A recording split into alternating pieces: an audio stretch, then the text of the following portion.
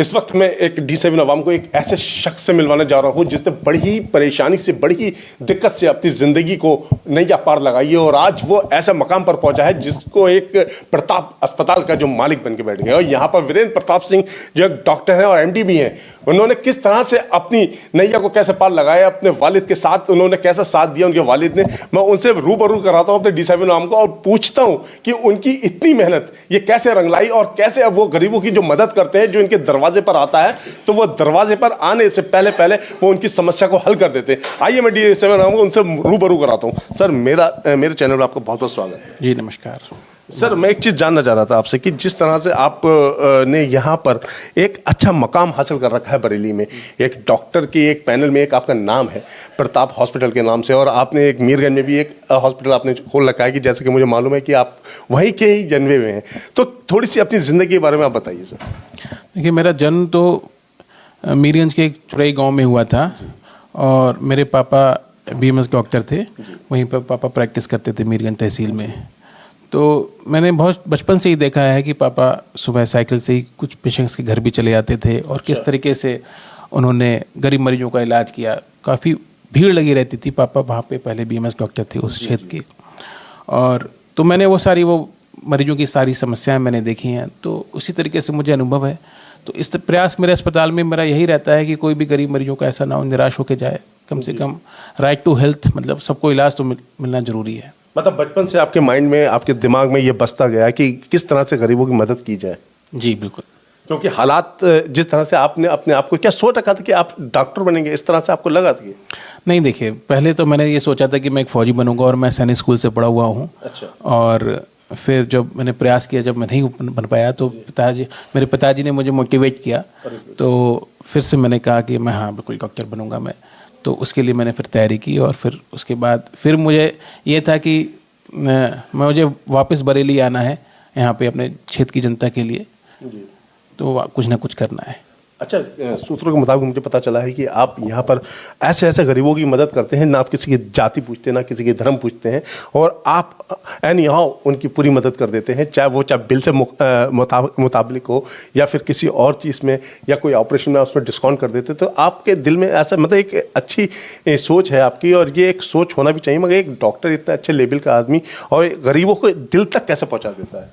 देखिए, हमने एक सरकारी मेडिकल कॉलेज से मैंने अपनी MD की है, तो सरकार उसमें काफ़ी सारी सब्सिडी देती है उसमें। देखिए, तो मेरा मानना ये है कि जब हमने समाज से इतना सब कुछ लिया है तो हमको हमारी जिम्मेदारी बनती है कि हम समाज को वापस करें। तो यही, अब डॉक्टर का पेशा ऐसा है कि उसकी मतलब जो भी पेशेंट आता है हम उसका कोई धर्म वर्म नहीं देखते बिल्कुल भी। तो जो भी पॉसिबल हो पाता है हम अपने एंड से उसको भरपूर अच्छा इलाज देने की कोशिश करते हैं और मरीज को संतुष्ट करके भेजने की कोशिश करते हैं। अभी ये कोरोना काल में भी आपने लोगों की बेहिसाब मदद करी, और ऐसी मदद करी कि ना आपने दिन देखा ना रात देखा, क्योंकि मैंने अलग से दिख रहा था कि हाँ, आप उनके लिए दिल से जो है आप उनकी मदद कर रहे थे। उसके बारे में क्या कहना चाहेंगे आप? नहीं, कोरोना तो एक पूरी दुनिया के लिए ही मुसीबत थी, और ये तो सभी को ज्ञात है। उस समय ऑक्सीजन की दूसरी लहर में बहुत ज़्यादा कमी हो गई थी, लेकिन उस समय मेरे पास टीम एक बहुत अच्छी थी। एक अच्छा ICU था मेरे पास, और इसी टीम की बदौलत ही, अच्छा मैनेजमेंट की वजह से ही हम बहुत सारे पेशेंट्स की हम जान बचा पाए। अच्छा, कठिन समय था वो एक हाहाकार थी, हर जगह मौतें नजर आ रही थी। डॉक्टर भी अपने देखते हुए मरीजों को डर रहा था, हाथ लगाते हुए 2 फीट या 3 फीट की दूरी से मरीजों को देख रहा था, मगर आपने उन लोगों के करीब जाके उनके लोगों के इलाज किए। नहीं, प्रॉपर PP किट पहन के हमने उनको देखा। उनको ऐसा भी नहीं कि हम दूर से देखते थे, प्रॉपर उसको मरीज का स्टेथोस्कोप लगा के देखते थे, उसके BP सब लेते थे, पल्स चेक करते थे, ऐसा नहीं। अच्छा, एक डॉक्टर साहब, ये बात आपकी इसलिए मैं सहमत हूँ आपकी इस बात से कि देखिए, आप जो समाज सेवा जो आपके दिल में बसा हुआ है, जो समाज सेवा आप कर रहे हैं, एक अगर नेता होता है वो इसलिए करता है कि मुझे उससे सीटें चाहिए, मुझे उससे वोट चाहिए, वो करता है। मगर आप तो एक डॉक्टर, एक अच्छे लेवल के डॉक्टर हो, मगर आप जब भी इस चीज़ को ला रहे हो, आप ये कर रहे हो समाज सेवा, तो मेरे ख्याल से किसी तरह का कोई लालच नहीं है, सिर्फ आपको ये लगता है कि मेरा पेशेंट यहाँ तक ठीक हो गया जाए। तो आपको जब एक कोई पेशेंट ऐसा होता है जो बिल्कुल टिपिकल होता है और आप उसे जब ठीक कर देते हो अपने समाज सेवा के हिस्से, तो आपको उस टाइम ज़्यादा खुशी मिलती होगी। बिल्कुल, मुझे एक बात याद आती है, जब मैं MBBS के 2nd ईयर में था तो मेरे कॉलेज के एक ऑन्को सर्जन थे, मेरी किस्मत अच्छी थी, उनके साथ काम करने का मौका मिला। जो उनकी सारी फाइल्स होती थी मैं कंप्यूटर में चलाता था, तो उन्होंने एक बात कही थी कि Virender, don't run after the money, money will follow you after your patients get cured.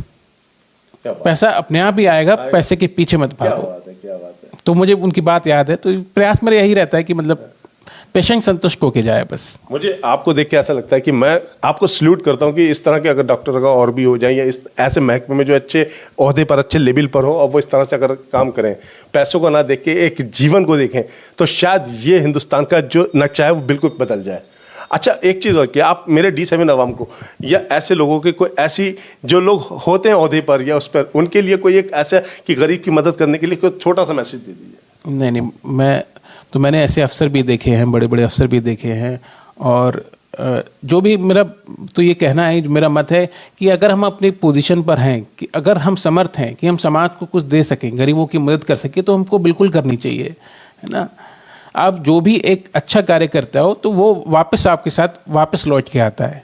बिल्कुल, बहुत बहुत शुक्रिया डॉक्टर साहब। ये मेरे साथ यहाँ पर वीरेंद्र प्रताप सिंह थे, जो प्रताप हॉस्पिटल के जो मालिक थे, और यहाँ पर वो ऐसे डॉक्टर यहाँ पर सबका ट्रीटमेंट करते हैं बहुत अच्छी तरीके से, जिस तरह के मुझे बताया कि बड़ी ईमानदारी से, ना वो किसी का जाति पूछते, ना किसी की धर्म पूछते हैं, और बेलॉस हर तरह से वो यहाँ पर उनकी कोशिश करते हैं कि मैं उसको किस तरह से उसकी जान बचा सकूं।